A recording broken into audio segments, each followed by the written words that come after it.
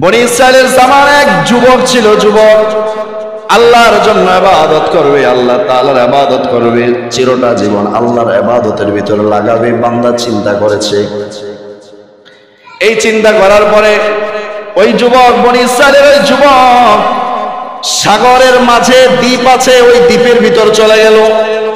যেই দ্বীপের চারদিকে হলো সাগর, চারদিকে কি এমন একটা জায়গায় যুবক চিন্তা করলেন, আমাকে যেই রব জীবন দিয়েছে, আমার গোটা জীবনটাকে আমি রবের জন্য কাজে লাগাবো, গোটা জীবন আমি আল্লাহর রাস্তায় আমি কাটিয়ে দেব। সুবহানাল্লাহ।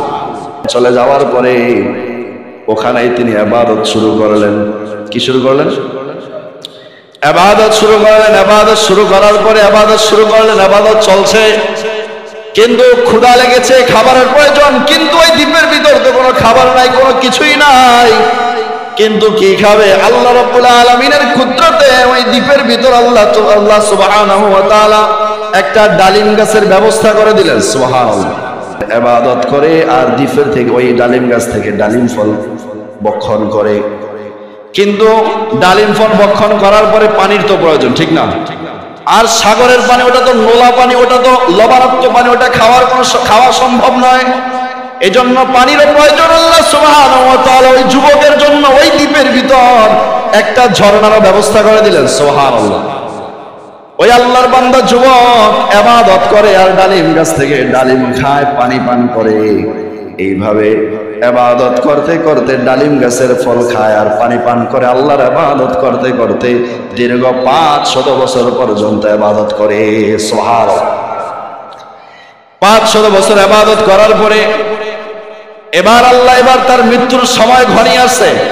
আর আল্লাহ তাআলার কাছে সব সময় বলছে, আল্লাহ আমি যখন চলে যাব দুনিয়া থেকে আমাকে নিয়ে যাবেন। আল্লাহ আপনার কাছে আমার 2টা দরখাস্ত। কয়টা? আল্লাহ আপনার কাছে আমার 2টা দরখাস্ত। 1 নম্বর দরখাস্ত হলো, আল্লাহ আমাকে আপনি সিজদা অবস্থায় আমাকে মৃত্যু দিয়েন। কি অবস্থায়? সিজদা অবস্থায়। 2 নম্বর, আল্লাহ কিয়ামতের দিন আমাকে সিজদা অবস্থায় কিয়ামত পর্যন্ত রাখবেন, আর কিয়ামতের দিন আমাকে সিজদা অবস্থায় উঠাইবেন। সুবহানাল্লাহ। আল্লাহর বান্দা এই দোয়া করলেন। দোয়া করার পরে বান্দা 500 বছর শেষ হয়ে গেল, বান্দার মৃত্যু হয়ে গেল, এখন ওখানে আছে। আল্লাহর নবীকে জানিয়ে দিলেন, ও নবী কিয়ামতের দিন আমি এই বান্দাকে হাজির করব। কাকে বলছেন? আমার নবীকে। কাকে বলছেন? আমার নবীকে বলছেন, এই যে 500 বছর ইবাদত করছে এই বান্দাকে আমি কিয়ামতের দিন হাজির করব। কিয়ামতের দিন আল্লাহ রাব্বুল আলামিন হাজির করবেন। ওই বান্দা কিন্তু এখনো ওই জায়গায়, ওই দ্বীপের ভিতর সিজদা অবস্থা এখনো আছে, কিয়ামত পর্যন্ত থাকবে। ওই বান্দাকে আল্লাহ রাব্বুল আলামিন কিয়ামতের দিন হাজির করবেন। কে 500 বছর ইবাদত যে করছে এই বান্দাকে আমি কিয়ামতের দিন হাজির করব। আল্লাহ রাব্বুল আলামিন কিয়ামতের দিন এই বান্দাকে হাজির করবেন। হাজির করার পরে আল্লাহ রাব্বুল আলামিন ডেকে বলবেন, ও বান্দা আমি তোকে আমার দয়া এবং রহমত দ্বারা তোকে আমি জান্নাত দিয়ে দিলাম। সুবহানাল্লাহ। এবার বান্দা চিন্তা করলেন, আল্লাহ যদি আপনার দয়ায় আমি জান্নাতে যেতে হয় তাহলে আমার 500 বছর ইবাদত করে লাভ কি? বুঝেন নাই কথা? আল্লাহ যদি আমাকে দয়ায় করেন, আমাকে যদি আপনি অনুগ্রহে করেন, তাহলে 500 বছর যে ইবাদত করলাম ওই ইবাদত আমার কি হইল? আপনি যদি বলতেন আমার 500 বছর ইবাদতের কারণে আমি জান্নাত দিলাম, তাহলে আমার মনটাকে বুঝাইতে পারতাম। আল্লাহ আবার বললেন, যাও আমার রহমত আমার দয়ায় তুমি জান্নাতে ঢুকে যাও। কিন্তু বান্দা মানতে পারে না। বান্দা বলেন, আল্লাহ আমি মানতে পারি না, আল্লাহ আমাকে আমার আমলের বিনিময়ে আপনি জান্নাত দেন, তাহলে আমি নিজেকে বুঝাইতে পারবো আমার আমলটা বেকাজে যায় নাই। এই বান্দা যখন বারবার বললেন, আল্লাহ রাব্বুল আলামিন বান্দাকে এবার হাজির করলেন। হাজির করে বলছেন, তুমি হিসাব চাও, তুমি কি তোমার আমলের বিনিময়ে তুমি জান্নাত পেতে চাও? শোনো, যদি তুমি আমলের বিনিময়ে জান্নাত পেতে চাও তাহলে আমার সাথে আগে হিসাব নিকাশ করো। যেহেতু আমার দয়া এবং মায়ায় তুমি জান্নাত যেতে চাও না, তাহলে তোমার সাথে আমার হিসাব হবে। যেহেতু আমার দয়া তুমি গ্রহণ করছো না। আল্লাহ রাব্বুল আলামিন ওই বান্দাকে কিয়ামতের দিন হাজির করবে, আবার ডাইকে আনবে, বলবে, বান্দা শোনো, তুমি যে তোমার আমল দ্বারা জান্নাত চাও, শোনো তোমাকে আমি 1 নম্বর প্রশ্ন করলাম, প্রথম তুমি আমার হিসাব দাও। তোমাকে আমি 2টা চক্ষু দান করেছিলাম, এই 2টা চক্ষুর বিনিময়ে কি দিবা দাও। আল্লাহ রাব্বুল আলামিন বলবেন, এই 500 বছরের ইবাদত কোন বাজারে গিয়ে বিক্রি কইরা দুইটা চোখ পাইতা? পাওয়া যাইতো? পাওয়া যাইতো না। আল্লাহ বলবেন দুইটা চক্ষুর বিনিময়ে আমাকে কি দিবে দাও। বান্দা দিতে পারবে না। আল্লাহ রাব্বুল আলামিন বলবেন আচ্ছা ঠিক আছে মেনে নিলাম, 500 বছরের ইবাদতের দাম তোর দুইটা চোখ। আল্লাহ রাব্বুল আলামিন এবার বলবেন তোর দুইটা হাত দিলাম, ওটার হিসাব দে। আল্লাহ রাব্বুল আলামিন বলবেন দুইটা পা দিলাম, হিসাব দে। আল্লাহ রাব্বুল আলামিন তোমাকে দুইটা চোখ দুইটা কান দিলাম, হিসাব দাও। ওগুলোর বিনিময় কি দিবা?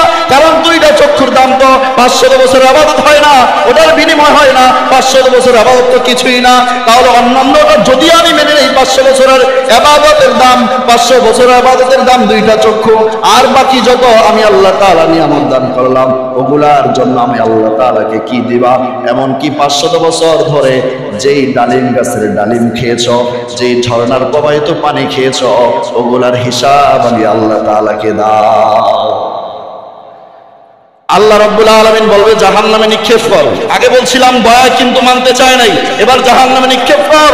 যেহেতু আমার নিয়ামতের হিসাব দিতে পারে নাই, আমার নিয়ামতের প্রতিদান দিতে পারে নাই, উল্টা কিছুই দিতে পারে নাই, আমার তার আমলের বিনিময় নাকি তাকে জান্নাত দিব, আমার রহমত চায় নাই, আল্লাহ বলবেন জাহান্নামে নিক্ষেপ করো।